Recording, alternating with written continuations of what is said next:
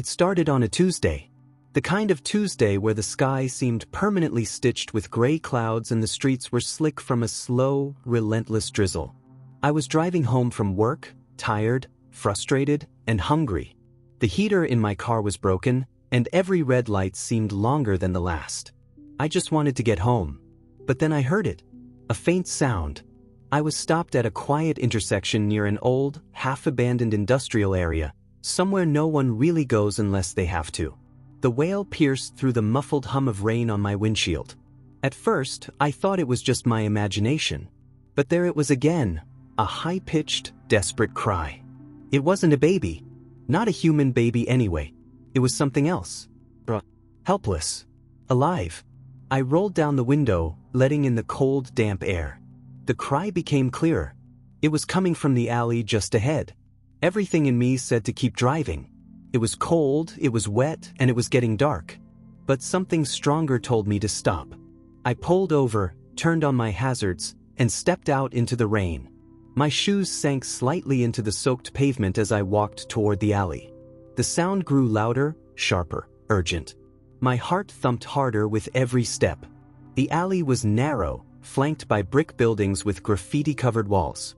Trash bins lined one side, and puddles reflected the gray sky like broken mirrors. I almost slipped on the slick concrete. Then I saw her. A tiny, shivering figure huddled behind an overturned crate. A puppy. She couldn't have been more than a few weeks old. Her fur was soaked, clinging to her thin frame. Her eyes were wide with fear and pain. She whimpered as I approached, flinching like she expected to be hurt. "Hey there," I whispered, kneeling down slowly. "It's okay. I'm not gonna hurt you." She tried to back away, but her paw wouldn't move. That's when I saw it. Her back leg was caught in a rusty piece of metal. It had sliced through the skin, and blood had started to mix with the rainwater around her. I didn't think. I just acted. I took off my hoodie, wrapped it around her gently, and reached into my pocket for the multi-tool I kept on my keychain. It took time, too long, and every time she whimpered, it felt like a dagger in my chest. But eventually, I managed to bend the metal just enough to slip her leg free. She didn't try to bite. She didn't even bark. She just looked up at me with these big, round, tearful eyes. And that was it. I couldn't just leave her. I cradled her in my arms and ran back to the car, holding her close to my chest to keep her warm. She was trembling so badly I thought she might go into shock. I didn't know what I was doing. I didn't know if I was making it worse. But I knew one thing. She was crying for help, and I couldn't just walk away.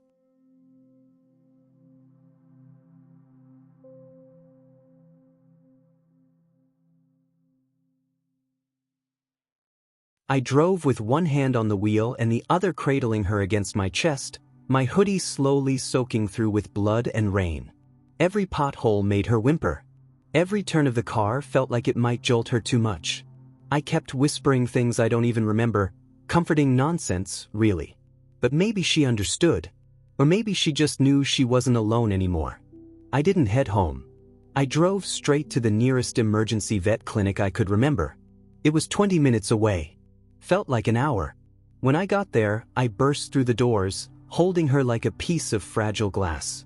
The receptionist barely had time to speak before a vet tech came rushing around the corner, took one look at the puppy in my arms, and led me back without a word.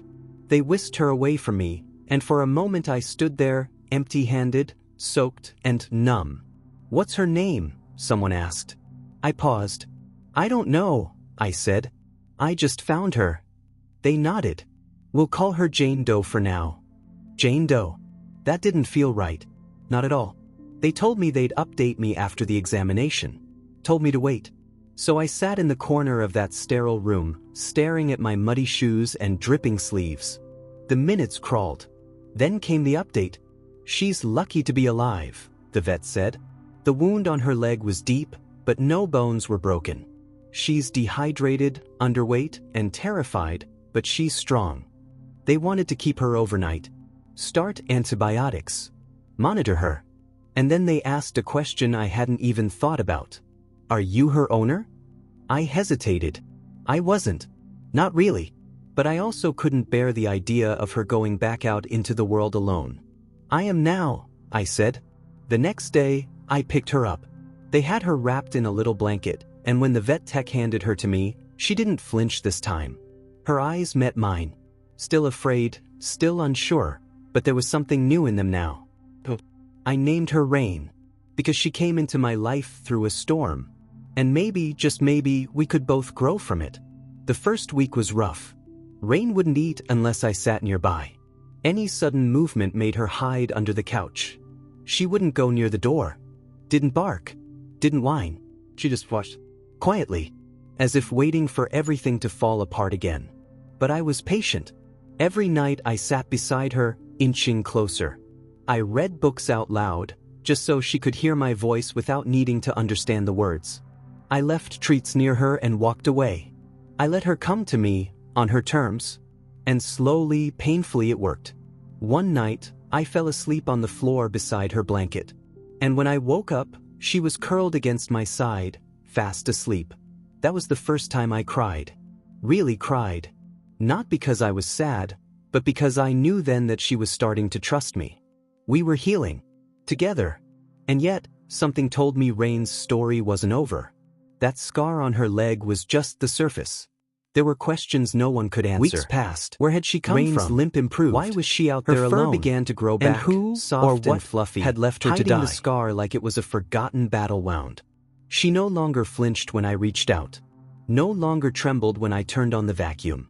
She even wagged her tail sometimes, especially when I came home from work. She was learning to live again. But there were still shadows behind her eyes. Moments when something unseen would pull her into silence, make her freeze mid-step, ears perked toward a sound only she could hear. It was more than trauma. It was like memory, like she was remembering something she couldn't unsee. One night, while Rain dozed on my lap, I was scrolling through local pet forums. Just curiosity at first. I typed in lost puppy, added my city, and filtered for dates around the time I found her. Then I saw it. A photo. My breath caught. Same eyes. Same markings. Same tiny scar above her left eye. The post was dated 3 weeks before the night I found her. Missing, 8-week-old puppy stolen from fenced backyard near Millridge. Stolen? I clicked on the profile. It belonged to a woman named Dana. Her contact info was still active. I hesitated. Part of me didn't want to know more. Rain had found a home. My home. What if someone came to take her away? But the more I looked at the photo, the more I knew I had to reach out. I messaged Dana, attached a recent picture of Rain, and asked a simple question. Is this your dog? The reply came fast. Oh my God. That's her. That's Rosie. My heart sank.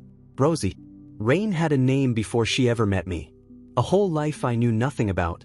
Dana called me that night. Her voice cracked as she thanked me over and over again. She told me the story. Someone had broken into her yard. The gate had been cut. Her other dog, a big German Shepherd, had barked like crazy, but by the time Dana got outside, the puppy, Rosie, was gone. She filed a report. Called shelters. Put up flyers. Nothing. Until now. She was so sweet, Dana said through tears.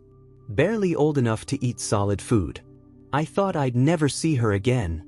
I stared at Rain, Rosie, as she slept beside me, peaceful and unaware. I didn't know what to say. Dana paused. Then asked quietly, "Is she okay?" "She's okay now," I said. "But she went through something." We talked for a long time. About Rain. About fate. About what to do next. And then Dana said something I'll never forget. "She looks happy in your photo." I think maybe she found where she was meant to be. I expected legal battles. Demands. But Dana was different. She came to visit. And when she saw Rain, the dog recognized her. Not right away. But after a few cautious minutes, something clicked. Rain sniffed her hands. Nuzzled her fingers. Then, slowly, laid her head on Dana's lap. Dana cried softly, stroking the fur between her ears. But when she got up to leave, Rain didn't follow. She stayed by me. And Dana smiled, eyes red but warm. "She chose you." But one question still haunted both of us. Who had taken her? And more importantly, what had happened in the weeks she vanished? Because while Rain's physical wounds had healed, sometimes, at night, she still whimpered in her sleep. Like she remembered something that hadn't let go. Something that still watched her from the dark corners of memory. It had been over a month since Rain, once Rosie, came into my life. She'd grown stronger, happier. She followed me from room to room, always a few steps behind, always watching. I thought the worst was behind us. But Rain still had nightmares. Short, sharp yelps would echo from the living room at 3 a.m.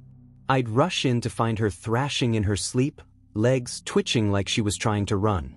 Every time I touched her gently to wake her, she'd flinch like I'd hit her. The nightmares were getting worse. And then one night, she bolted. It was thunder that set her off. A storm cracked through the sky, and Rain was gone before I could blink, slipping through the slightly ajar back door and sprinting into the darkness. I ran after her, calling, yelling, heart pounding. She was fast. I didn't know she could move like that. She headed toward the woods behind my neighborhood, a stretch of untamed land between our world and whatever lay beyond. I grabbed a flashlight, threw on my coat, and plunged into the trees. Branches slapped my face. Mud sucked at my boots. Rain's trail was fresh, paws in the wet earth, broken twigs, disturbed leaves. I followed them. And that's when I saw it. A clearing. A rusted chain-link fence, barely standing. A forgotten shed, half collapsed under the weight of time. And in the center, Rain. She stood frozen. Not barking. Not whimpering. Just staring at the shed like it had spoken her name. I approached slowly. Come here, girl. She didn't move. Then I heard it. Not from her, but from inside the shed. A faint whimper. Another animal? I pushed the rotting door open with my foot. The smell hit me first. Urine, rust, something sour. Inside were metal cages. 6 of them. Only 2 were occupied. Both by dogs. Skinny. Filthy. One had an infected eye. The other shook violently as I stepped closer. Rain stood behind me now, growling low, deep and primal. I'd never heard her make that sound. And that's when I understood. This was where she'd been. This was the place someone had kept her. I called animal control immediately. Took photos. Sent GPS coordinates. The dogs were rescued that night. The cages dismantled. The shed taped off. Police began an investigation. The property had no listed owner. But traces were found, chewed collars, stained rags, and scratch marks on wood so deep they must have come from panic, from animals clawing for freedom. Rain had escaped this place. And she had returned, not out of instinct, but out of fear. Her nightmare had led her home. That night, as we curled up on the floor together, I noticed something I hadn't before. A small notch in Rain's ear.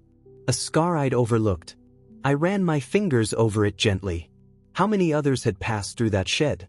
How many didn't make it out? I held her closer. She had survived something evil. And she wasn't just healing anymore, she was remembering. But the real terror hadn't even begun yet. Because 2 nights later, I found something on my porch. A slip of paper. Folded once. Damp with morning dew. No signature. Just 4 words. You should have left her.